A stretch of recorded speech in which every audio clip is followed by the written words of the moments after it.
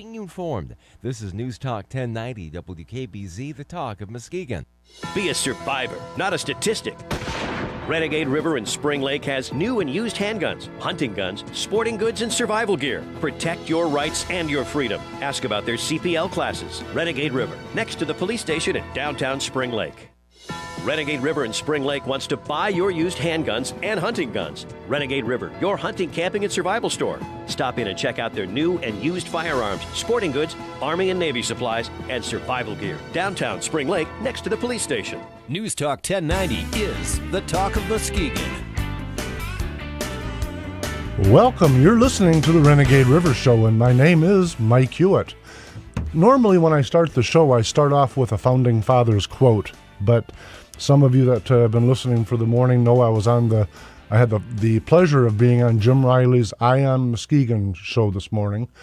And in the course of that conversation, it's easy to get listing problems and not solutions. And one of the things that Jim Riley was a little bit frustrated in is he said, I keep hearing problems, but no solutions.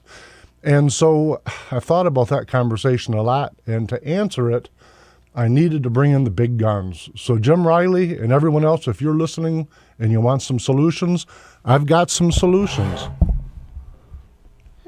Pledge allegiance. I pledge allegiance to the flag of the United States of America and to the republic for which it stands, one nation, under God, indivisible, of liberty and justice for all. Thank you very much. That was my granddaughter, Elena. And I got to tell you, my idea of solutions, Jim Riley and everybody, is we have got to re-embrace family, faith, education, and it starts with the next generation. We can do all the arguing over which party is best and who's wrong and who's right, but if we don't return to those fundamental three items of genuine education, real faith in the family and family itself, folks, we're in trouble, and everything that we're doing is a problem. What I want to do before I really get the show going, we're waiting on our guest to call in, but I've got a topic I've got to talk about, and it's been bounced around a little bit on Renegade River, the store's website, Facebook page. So Facebook, Renegade River, and also my own Facebook page quite a bit for the last couple days. And it's about an incident that took place in my store, frankly, on late Friday. And I want to share it with listeners. What we're really talking about, you'll see as I unravel the story, what we're really talking about is a dividing America. And when President Obama said that he was going to bring fundamental change, he did. And I think we're seeing an America now divided more so than it's been in 150 years. And I don't want to be sanctimonious. I don't want to be overstating it or any of those things. But I have to tell you the story, and then you folks can weigh it for what you think it's worth. Renegade River Incorporated, of which I'm the president, operator, chief coffee cup washer. I run the joint. It's a small, very small family operation. It's in Spring Lake, Michigan. And I tell you that so that you don't think it's some big corporation from Boston or California. It's right here in West Michigan, and it's just a little dinky store. And we sell, I looked at my inventory sheet coming in this morning. We sell 653 different products. And when I tell you that, I've got to come back to my story, but I got to give you some background.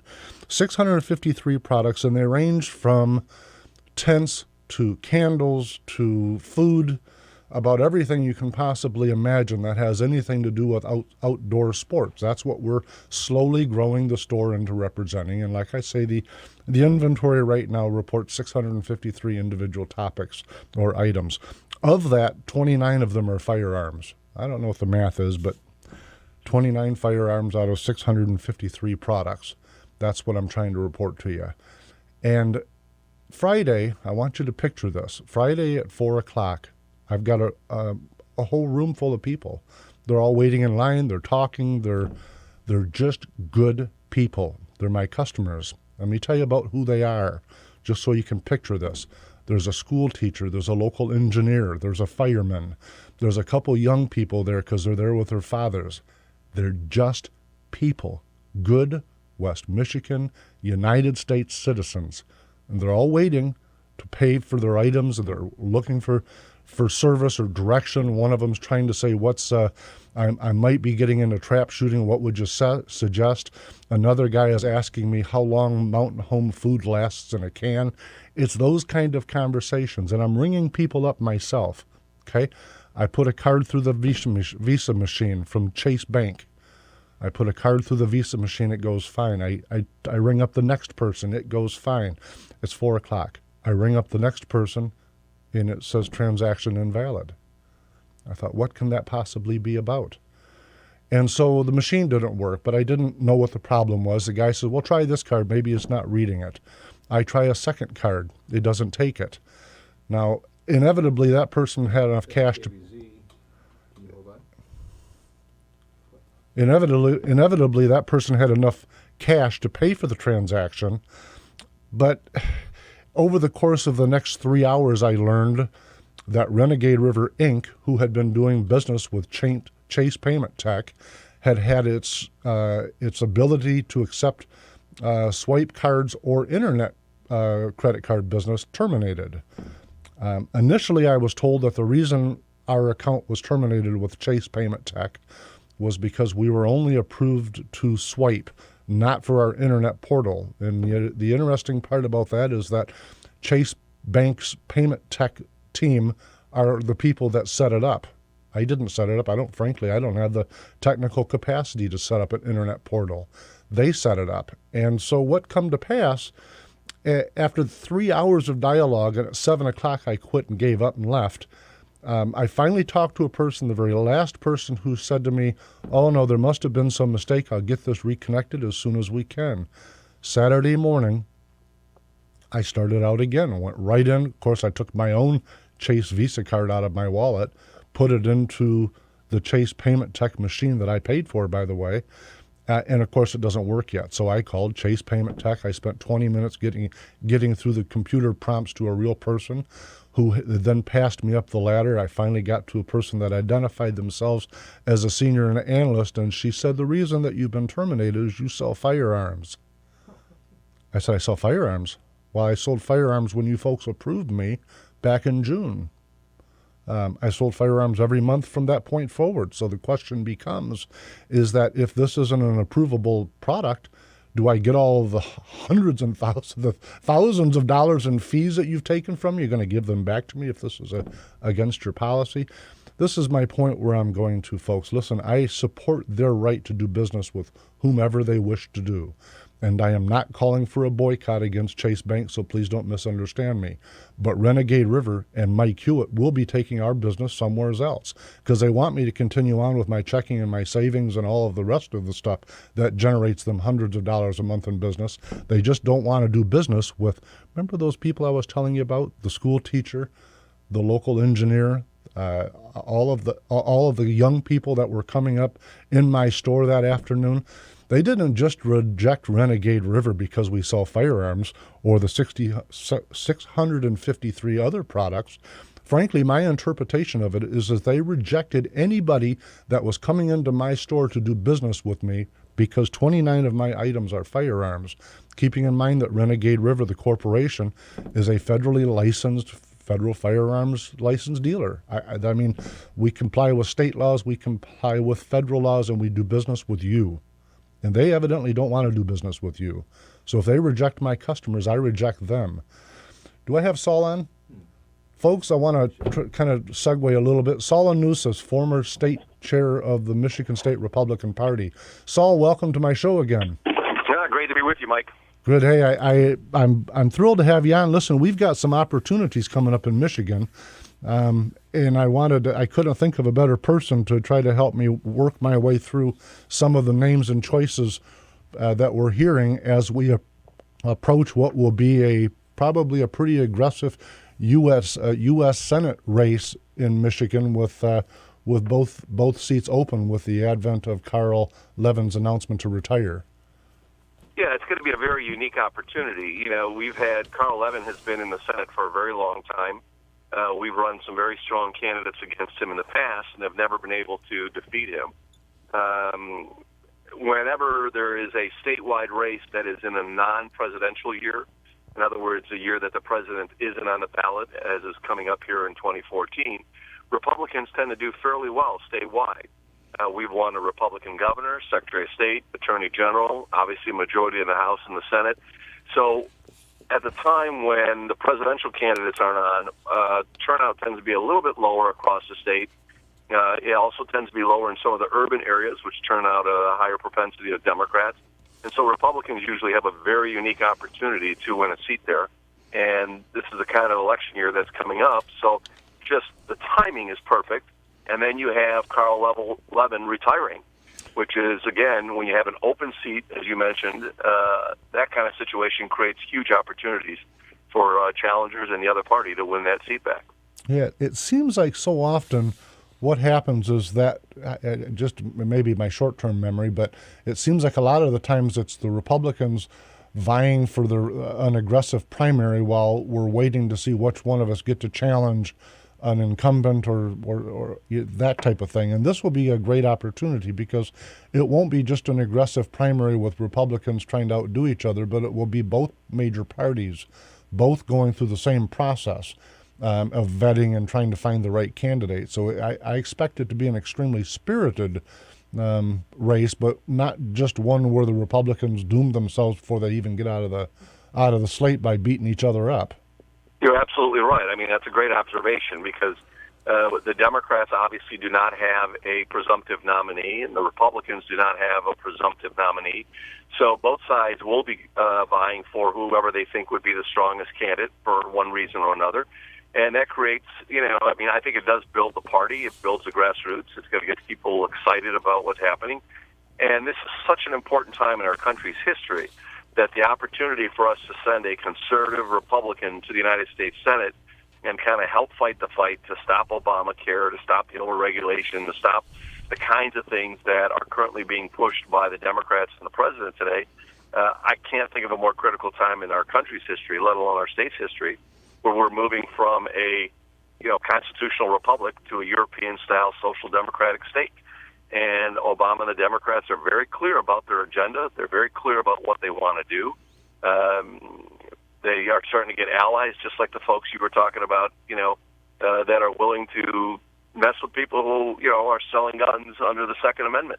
So it's a very scary and important time in our country's history, and I hope that people will really pay attention and get involved and support the candidate they think would be the strongest and the best one to support their values in Washington.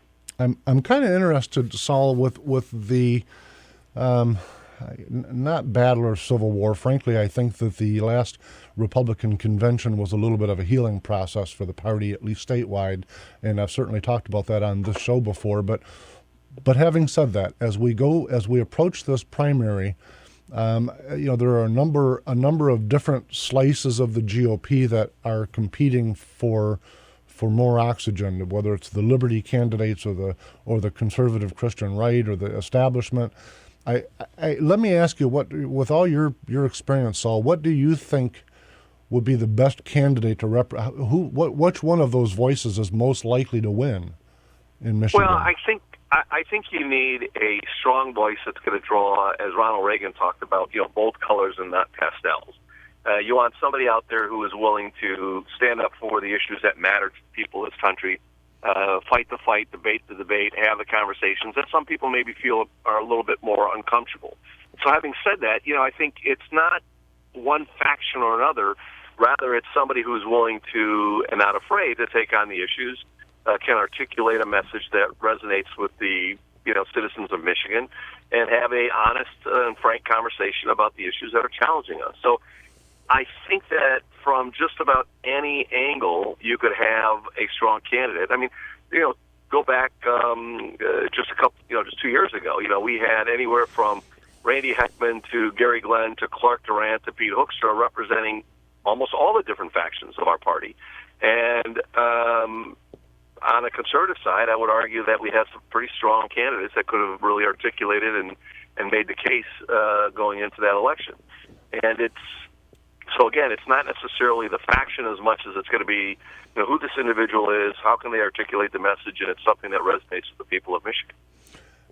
Would you think a fresh name or someone that's been around, or what's your thinking on that? I mean, on one. Well, I would say it depends. Mike, it's a hard conversation. When you say somebody who's been around, I take a look at somebody like Congressman Mike Rogers, who I think is a very dynamic, sincere, solid conservative candidate, congressman who is considering running. If somebody like him would run, or somebody like a John Engler, as an example, who served as our governor and has now been in the private sector for the last, I don't know, maybe 20 years now, would come back. Somebody like that who does talk about bold colors and bold ideas and isn't afraid to take on kind of the status quo versus the establishment, the status quo, that would be a strong candidate.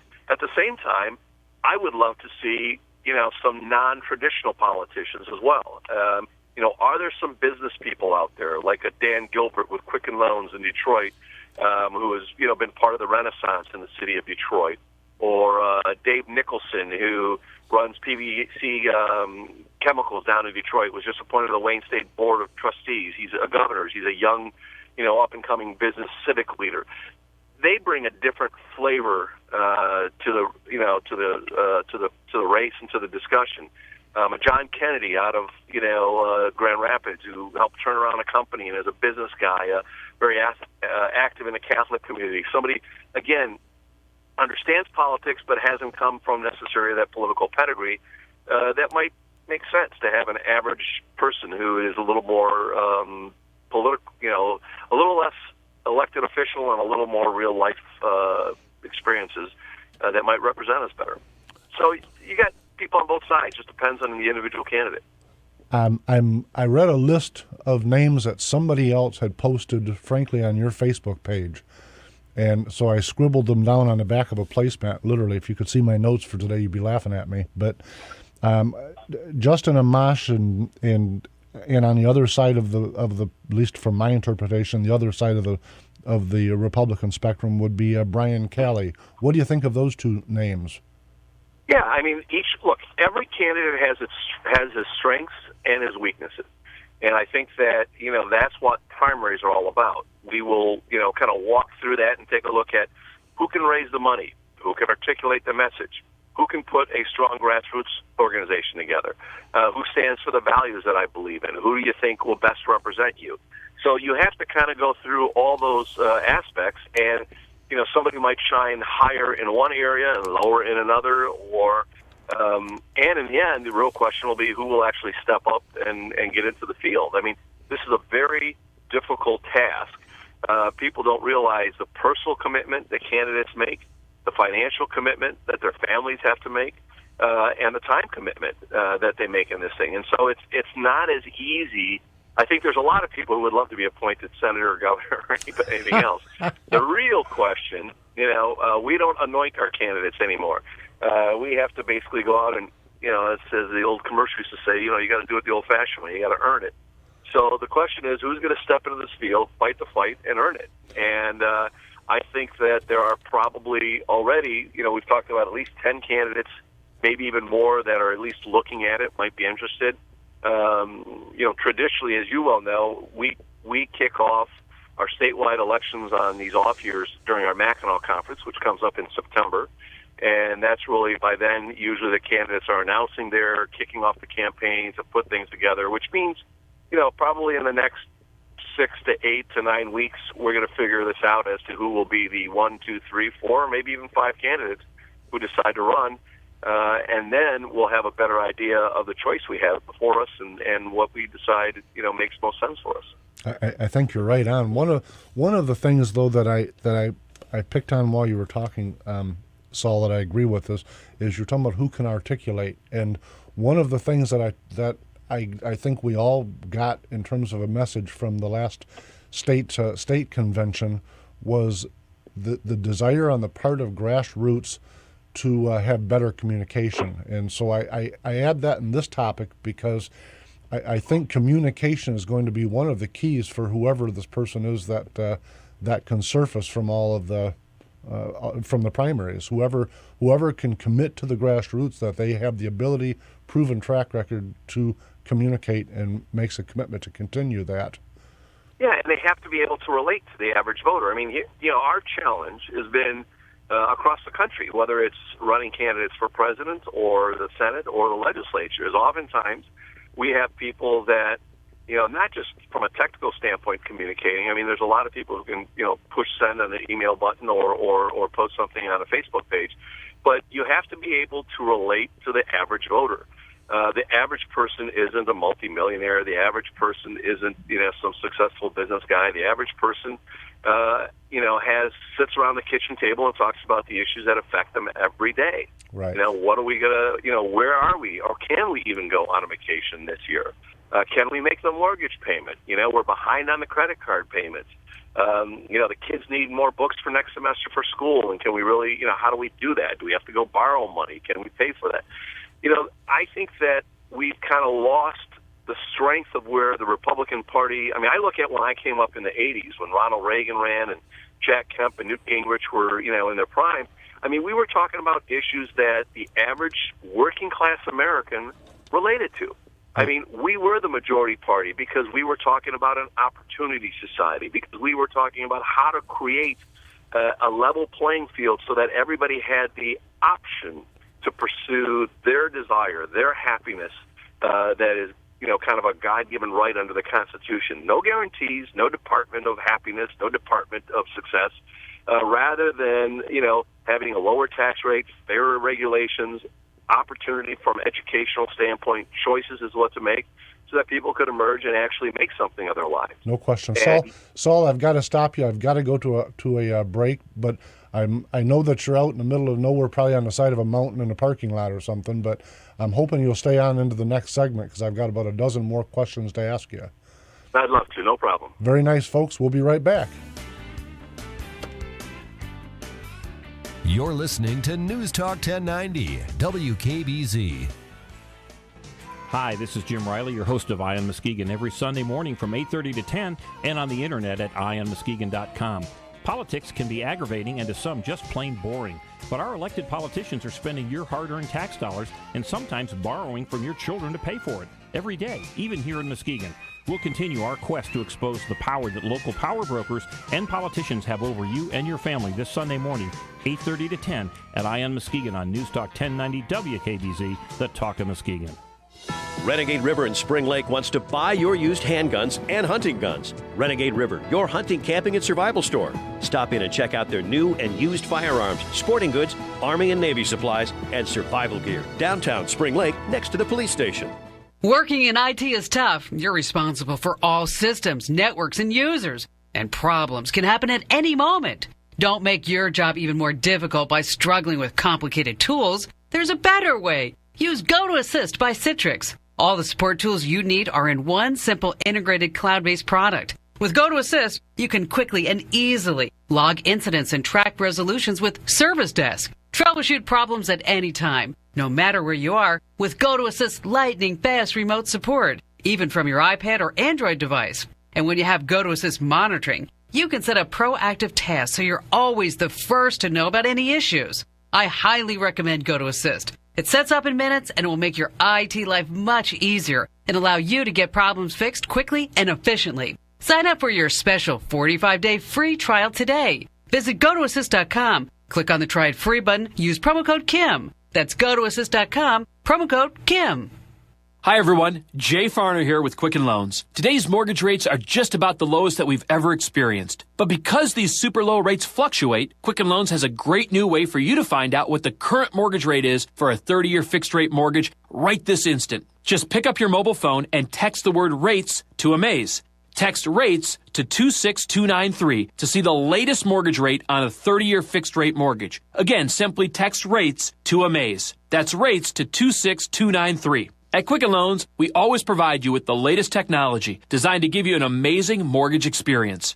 Maybe that's why for 3 years in a row now, J.D. Power & Associates has ranked Quicken Loans highest in the nation in customer satisfaction for primary mortgage origination. Again, text rates to amaze 26293 and discover for yourself why Quicken Loans is engineered to amaze. Standard text messaging rates apply. For J.D. Power & Associates award information, visit jdpower.com. Equal housing lender. Licensed in all 50 states. NMLS number 3030. Be a survivor, not a statistic. Renegade River in Spring Lake has new and used handguns, hunting guns, sporting goods, and survival gear. Protect your rights and your freedom. Ask about their CPL classes. Renegade River, next to the police station in downtown Spring Lake. The Talk of Muskegon. News Talk 1090, WKBZ. Welcome back. You're listening to the Renegade River Show, and my name is Mike Hewitt. Right now we've got Saul Nusis, former state party chair of the Michigan State Republican Party, on the line with us, and we're kicking around the coming open U.S. Senate seat in Michigan. Saul, welcome back. Great to be with you. Thank you. Saul, we were going through a list of names, and it's kind of ironic that some of the names I'm seeing on here have a whole host of no comments, or some of them that are not interested. You rattled off a list of names like Dan Gilbert that, frankly, I hadn't heard, but are certainly valid candidates. But let me ask you, while we were on break, I had an opportunity to quickly peruse a little bit more of the Saul Nusis Facebook page and the That's All Folks, your blog. And I'm reading some interesting stuff. Your thoughts on the U.S. Senate race. Tell me something, Saul. Are you considering being a U.S. candidate, a candidate for U.S. Senator yourself? Well, I am. I mean, once Carl Levin announced his retirement, it was interesting. I got a whole lot of phone calls and emails asking me to at least take a look at it and see what my thoughts were. And I have to be honest with you. I mean, I couldn't think of a greater challenge, a greater honor than to represent people of Michigan in the United States Senate. But I'm also very practical and, kind of have the common sense approach of saying, am I, number one, the best candidate to take on this race? And are the people of Michigan looking for someone like me to represent them? So what I did is in my newsletter that goes out every Sunday morning, my musings, and posted it on That Saul Folks. You can take a look at the link both on my Facebook page or on thatsaulfolks.com. I basically said that I'm going to take a very serious look at the possibility of running. Can I put together the support? Can I get the financial commitments that are necessary to do that? Is my family prepared for the battle that's up ahead of you? And so I'm going to take a couple weeks because I do think we have time, as we talked about, all the way to Mackinac, really, but I'm not going to wait anywhere near that long. But see who else emerges, see what candidates step forward. I mean, if somebody who I think makes a lot of sense gets in, or several people that make a lot of sense get in, this may be a better time for them than for me. But at this stage of the game, I'm going to take a serious look at it and talk to my friends and see how some of my not-so-many friends react, and then make a decision whether or not it makes sense for me personally. I think the longer, two things. First off, I've learned my own self from having ran for office, and of course things like this radio show and other things that I've done politically over the last 15 or so years. Anytime you take a position, it doesn't matter how wonderful or grandiose that position is, there'll be someone that doesn't like you for it. And, exactly. and you've certainly been around for quite a while. I'm reading some of your background. I have to tell you candidly, some of the things that I like about you, frankly, as a candidate, Saul, is that, yeah, you've got the experience, but you've also got the same kind of background that I think most Americans appeal to, immigration, family. Tell us a little bit about you. Well, my family immigrated from Lithuania after World War II. My sister was born in Lithuania. My other sister was born in Germany during the war in a displaced persons camp. And then my brother and I were born here in the city of Detroit. I actually didn't learn to speak English till I was about 6 or 7 years old. We grew up in an ethnic neighborhood. We went to a Lithuanian Catholic church, and we had a local school that was so I kind of grew up in that ethnic area of Detroit. Lived there all the way till I was 21, 22 years old in the actual city of Detroit. So my background came from there. My father spent 32 years on the line at General Motors as an electrician and a UAW member. I went to the University of Michigan at the commuter campus because I couldn't afford to go to Ann Arbor, and paid my way through school by loading trucks and was a Teamster. And then when I finished with school, I actually, a guy recruited me to come work for the legislature, and I went to work there and spent 12 years on and off working for the House, the State House, and the State Senate, and for Dick Postumus personally, and ultimately became his chief of staff as he became the Senate Majority Leader.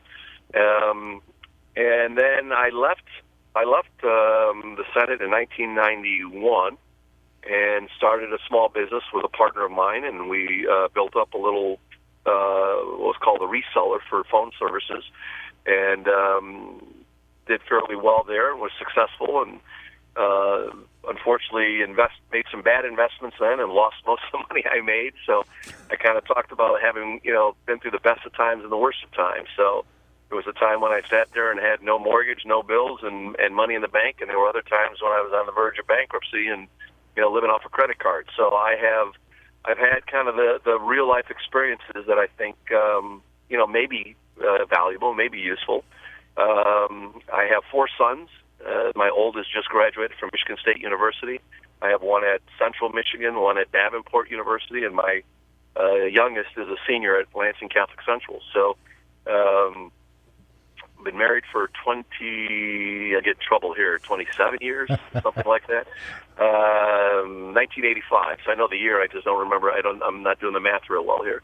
So I'm, again, as I mentioned in my letter, I was a little worried that I might be a little too average and a little bit too conservative, especially since I have been quoted, as you mentioned, the fact that, I've been an active, conservative activist most of my life. There's a lot of things that I have said and written about that are public. There are people who would attack me on it. Some issues most people will agree with. Other issues many people will disagree with. I still haven't met anybody I agree with 100% on any issue either, but that's part of the political process. I think you have to be honest, you have to be fair, you have to be outspoken, and not be afraid to stand up for the issues and the values that you believe in. I think that's absolutely right. What I'm reading a brief line from your from the statement you're talking about at that'sallfolks.com. No Harvard, no elected office, no big business successes, and no unique super cool stories that make me someone special. Rather, I'm a pretty average guy who's been blessed with a great family and a great life. I think that's a pretty profound statement in a time where most of the electorate, at least, grassroots, look at folks that are running for office or that are serving as being a little bit elitist. And so it's frankly, it's refreshing to see an average guy thinking about doing that. Well, it's also challenging. You're talking about a race that would probably cost $10 to $15 million. It would probably cost somewhere between $1 to $2 million to get through the primary. That means if I take a look at my friends, they're probably the kinds of folks that could write a $50 to $100 check. I don't have that many folks who would write the $2,500 check, which is the max you're allowed. So, I'd have to find about 5,000 to 10,000 of those Republicans, activists, and friends who would be willing to, write an average-sized check to say, so I'll go for it, and let's see what we can do. That's a pretty daunting task. I'm not sure that's really practical either. But having said that, I think we have to be careful not to discount or speak negatively about those people that are quote-unquote elitists. I personally have no problem with people who have succeeded in life. I actually envy them in a nice way. I'm not bitter about it. I wish I were sitting in that position. But there are people who've been blessed. Timing matters. Family matters. Picking the right business at the right time matters. And so I don't think that we should be at all negative about people who've been successful in life and who are in the right position. And so, whether it is political success, because as we talked about earlier, you may have candidates like the Justin Amashes of the world, the Congressman Mike Rogers of the world, who have built up a name ID and have kind of the financial wherewithal because they're currently elected officials, or, the Dave Nicholsons, the John Kennedys of the world, the Dan Gilberts of the world, who all of them really have come from humble beginnings, made their successes on their own. Today may be very wealthy, but that shouldn't disqualify them because, in effect, they have the ability and the opportunity to service in public service. So it's a broad. There's good things and bad things about all those things, and I think we've got to be careful not to discount people who have had successes in their lives and say that they're not the best candidates to go forward. So I'm just being, trying to be a little more open and fair about this because they're more likely if somebody steps forward in that regard. They might be the better and the stronger candidate. I recognize that. In fact, I've often argued, Saul, that if we were to really truly do what populist politics demands, and that's to shun career politicians, then that's the same as saying we wish there wasn't a Thomas Jefferson. Right. To me, a statesman isn't something that's going to come out of a 2-year term somewhere. It's something that a lifetime builds up to a person can get the maturity to stand back from issues and do what's best for the country rather than the immediate political expediency. But let me ask you something that's kind of, I'm going to guess that some listeners are thinking about. One of the things that you'll notice that take place in a primary, more so than with the general electorate, is that there's a little bit of a litmus test for, on the liberal side, are you liberal enough, or are you on the conservative, certainly, are you conservative enough, are you the right kind of conservative, etc. And one of the things that I think has been attached to you is the issue over the national popular vote. And so if you do decide to throw your hat in, I can almost guarantee you that some of the grassroots folks that maybe don't know you but know of you will try to beat you up with that. What do you say to that, Saul? Oh, I absolutely think that's true. The problem is a lot of people don't understand exactly what that means. They're assuming a national popular vote would elect a candidate for president. And there's some truth to that, but what we're doing is changing the way the current electoral college system works. Today, we nominate our candidates based on a winner-take-all system state by state. What that means is that 6 states, and only the 6 states that are battleground or swing states, are the places that candidates spend their time and spend their money. I want to make sure that a vote in Michigan is just as important as a vote in Ohio or Florida. And today, that's not the case. And so from a Michigan perspective, I got involved in this because in 2008, when I was chairman of the Michigan Republican Party, the John McCain campaign called me in the middle of October, I think it was October 17th, and they said, we came out of a poll over the weekend, we're double digits down, we're going to pull out of Michigan, take our money, take all the victory centers, and go to Ohio and Florida. And that devastated the Michigan Republican Party. They closed down victory offices across the state. We lost 2 congressional seats, 9 state legislative seats, demoralized the Republican base. And instead of fighting the good fight that would have got us to, let's say, 48, 47, 49% of the Republican vote statewide, and had saved some of those congressional seats and maybe saved all those legislative seats, we went down to, in the low 40s, and we're devastated, both, more, emotionally, psychologically. And so people were saying, well, we don't care, we don't matter, we don't have to vote. Under a national popular vote, you still have an electoral college. Your delegates are selected to go to that electoral college based on the results of the national popular vote. And what that does is it means that every vote in the country matters. Every vote counts. I personally think, we elect every office in this country based on who gets the most votes, and we do that with the idea of having, a constitutional republic. They're elected to represent us. This was the same process, except instead of having 6 states matter, I want the votes in all 50 states to matter. I maybe I'm not articulating it very well here on air right now, but I'm more than happy to have that debate. And I think it is what the Founding Fathers actually would have intended, given the current system. If you go back and read, like, Federalist 68, Alexander Hamilton made this great argument about not electing somebody who, just came from a small populous area, because at that time they were worried about Philadelphia, New York, and Boston, and the Pony Express could run back and forth, and somebody who could get to those people fast enough could actually, rally the country and be elected from a populist standpoint, President of the United States. And they wanted to have more thoughtful and debate around the entire country. Well, the same thing would be true today now that we have radio, internet, television. It's no longer geographically based, but it's swing state based. It's battleground based state. Saul, I got to stop you for a minute. I've got to go to a break, but keep that thought because we can't leave it at that. We'll come back for a final segment. Sounds good. Thanks. You're listening to News Talk 1090, WKBZ. Be a survivor, not a statistic. Renegade River in Spring Lake has new and used handguns, hunting guns, sporting goods, and survival gear. Protect your rights and your freedom. Ask about their CPL classes. Renegade River, next to the police station in downtown Spring Lake. Got a crystal ball? The kind that tells you you're about to have a computer disaster? Well, I don't have one either. And that's why I have Carbonite Online Backup.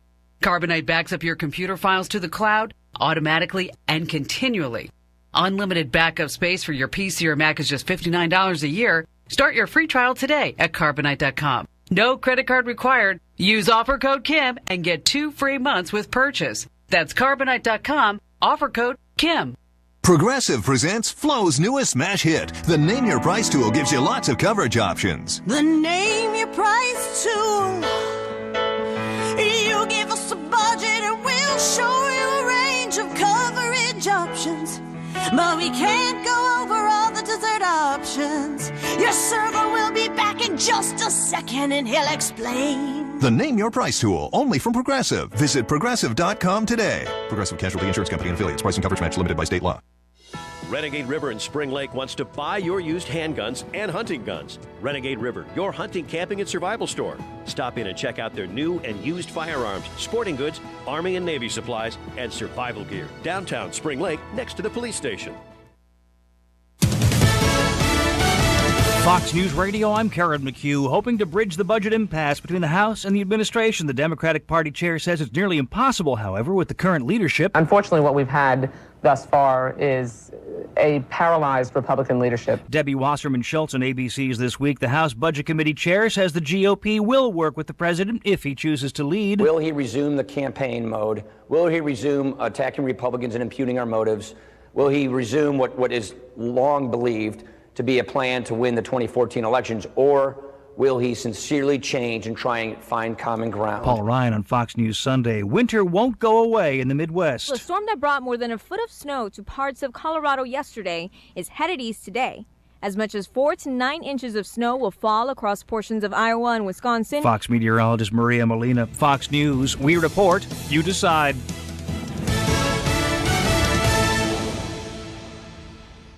Here's the official News Talk 1090 WKBZ forecast. Periods of rain today with a high of 43. Southwest winds 20 to 30 miles an hour, diminishing to 5 to 10 miles an hour. Tonight, rain with a low near 40. Southeast winds 10 to 20. Overcast skies with rain showers at times tomorrow. A high of 42. Southwest winds 15 to 25. And a few snow showers are possible on Tuesday with a high of 34. Keeping you informed, this is News Talk 1090 WKBZ, the talk of Muskegon.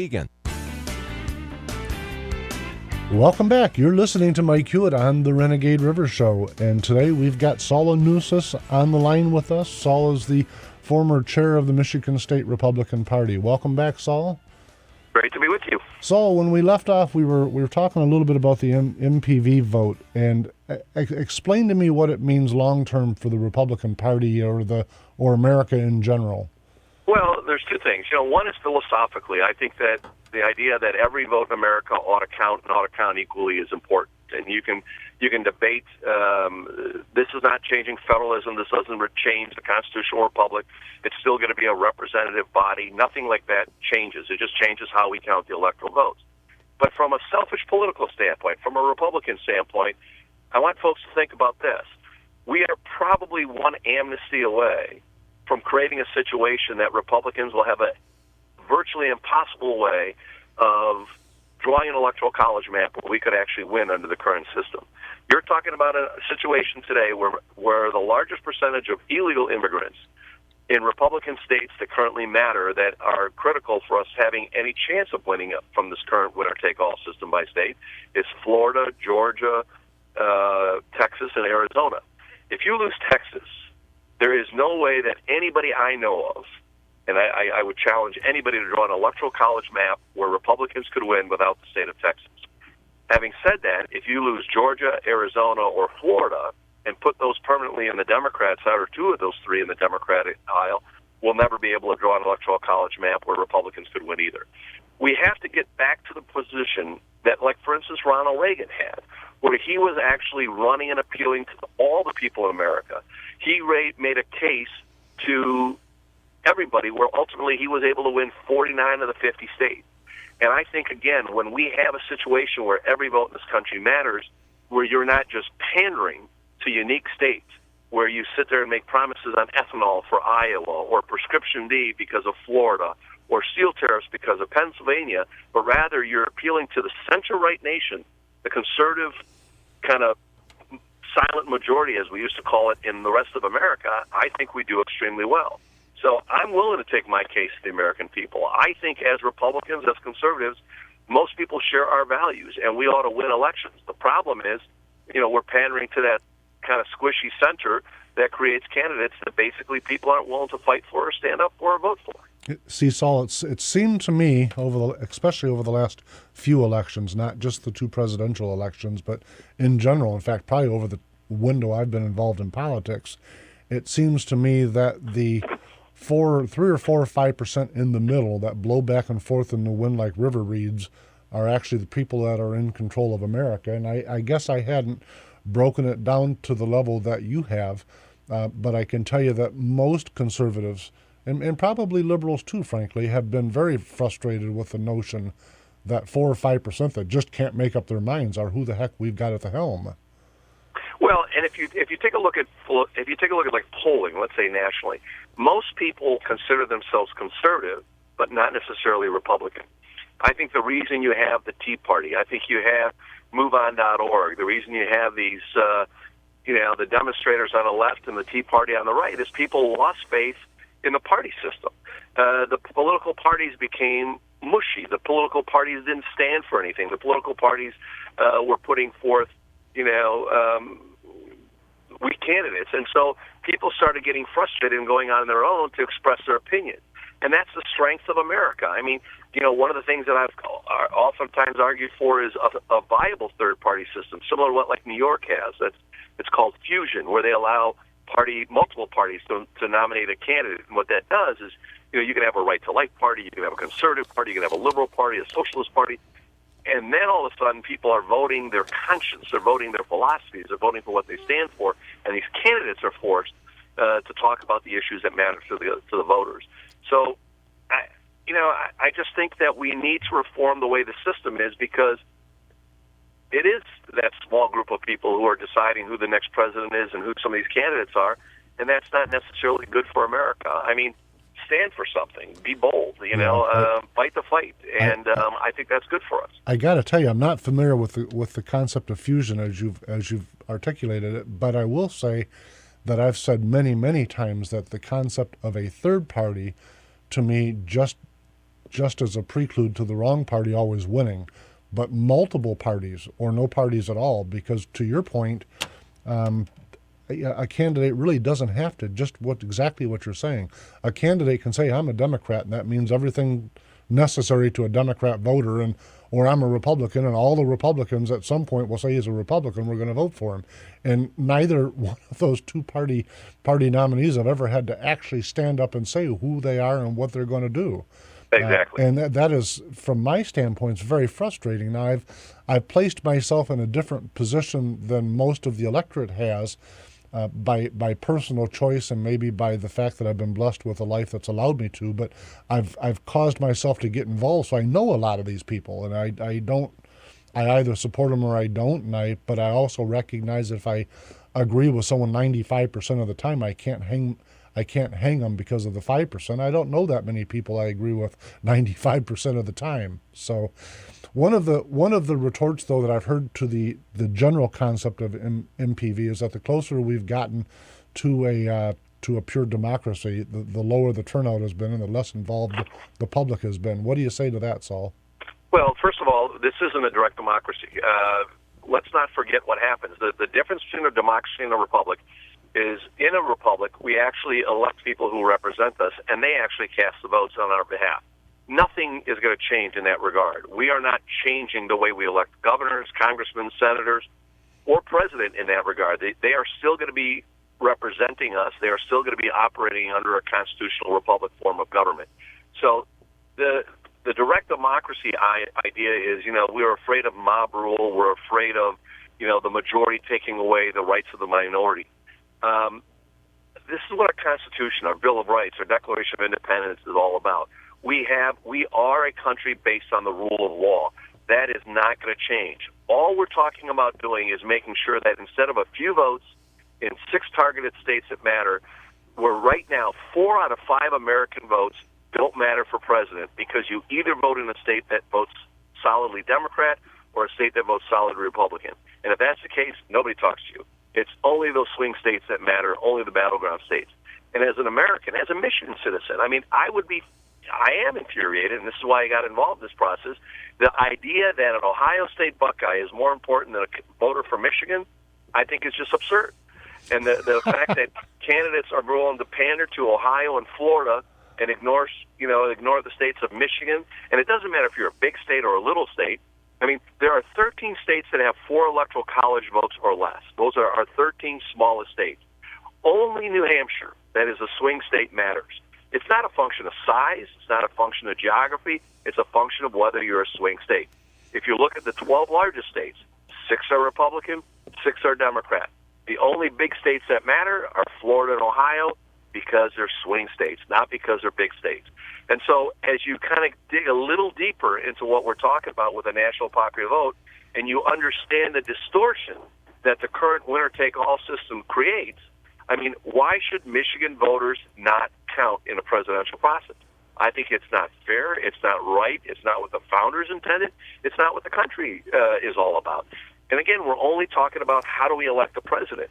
And the Electoral College no longer works the way it was intended to. Only in the first 2 elections did we elect the wise men, the cardinal of colleges, so to speak, to elect the president. After that, it became a rubber stamp for the political parties.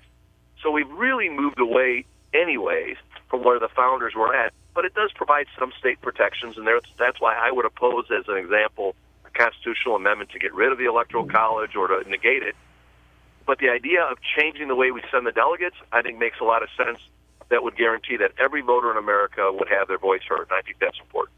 Well said, Saul. Saul, as you go through the process of making the decision about whether to be a candidate or not, I can tell you that from personal experience, having been a candidate on a much smaller level, it takes a significant, and you alluded to it when we first started talking, but I want to draw a little bit tighter. It takes a significant contribution on the part of your family and especially your spouse. And so if I got to tell you, if you're in a situation where you can become a candidate knowing that you have your immediate family's support and blessing, then that's probably 50% of the hurdle, more so than money, more so than anything else. Having your family on board is hugely important. I agree. What's your wife say about the idea, Saul? That's what I was setting you up for that question. Well, let's say we're still talking about it. Yeah, traveling endlessly, day after day after day, 7 days a week, has got to be just overwhelming to those folks that have done it. Absolutely. I noticed on the list of proposed candidates that several of the folks that have been statewide candidates from before have come right out and flatly said, no thanks. And because I don't know if the public really realizes it's truly a huge personal contribution to the system that we have as a government. So I think a lot of people look at this as kind of being, kind of a neat thing to do, and it's a bunch of honor and egos, but they don't realize that there is a huge personal cost involved, and I think that's somewhat unfortunate, but it's a political reality, and it is a political reality you have to deal with. No question about it. Saul, I got to tell you once again, I appreciate you coming on the show today, and I whatever direction you go, I hope it's with God's will. Well, thank you very much, and I appreciate the time. Very good.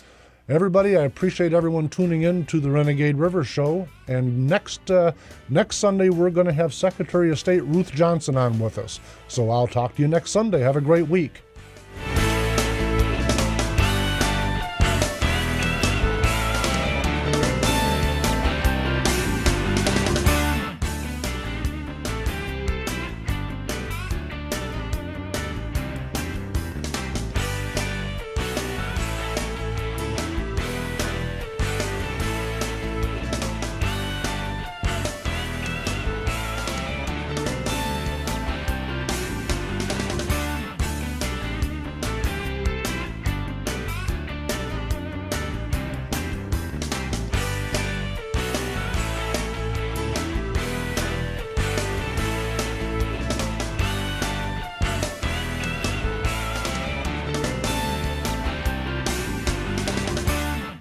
Hi, this is Jim Riley, your host of Eye on Muskegon, every Sunday morning from 8:30 to 10 and on the internet at eyeonmuskegon.com. Politics can be aggravating and to some just plain boring, but our elected politicians are spending your hard-earned tax dollars and sometimes borrowing from your children to pay for it every day, even here in Muskegon. We'll continue our quest